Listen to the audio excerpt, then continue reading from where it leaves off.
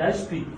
Can I pray like without praying in Arabic? You don't need to know Arabic except for the Fatiha, which is just, and so this wasn't explained earlier. There's two words. In English, we say prayer. Yeah. Prayer is a very general term, but in Arabic, there's two words. There's dua and there's salah.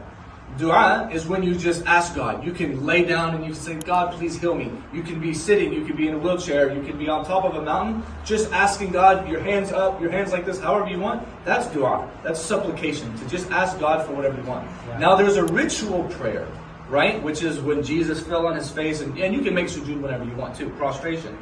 But the ritual prayer, there's only 7 ayat, 7 verses that you have to know in Arabic, and that is called Surah Al-Fatiha at the beginning. Everything else, pray, I'm advising you, learn Arabic if you can, but pray in the language that is your mother tongue. Well, if it's English or what is the Ugandan language?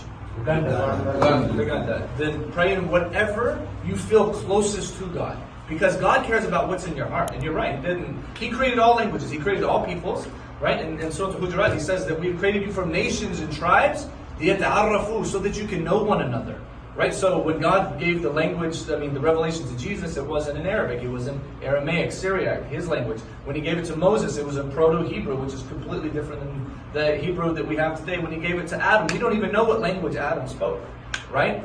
So don't get hung up on the language. Don't get hung up on, yes, the final revelation was revealed in Arabic.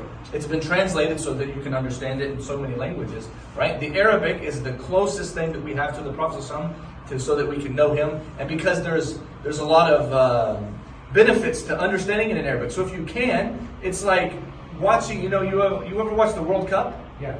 Okay, you can watch on big 3D screen TV, right? Beautiful, or you can listen on the radio. Okay, the radio, you can still know who won the game, right? So you can still get to paradise by reading it, to talking to God in your own language. But if you learn Arabic, it's kind of like watching it on the big 3D, big screen, because there's so much more depth in Arabic. Arabic has a flavor, like it's a taste that's out of this world. And from a country boy from Texas, you're probably like, who's this guy? I learned Arabic, and it's such a different thing. Once you actually learn Arabic, you don't have to. Don't get caught up on the language.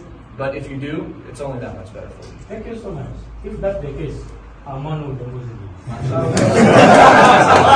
So let's raise the hand. All right. We're going to do it in English first, and then we'll do it in Arabic. And it sounds like some of you guys already have heard this before. I testify that there's no God worthy of worship except for Allah.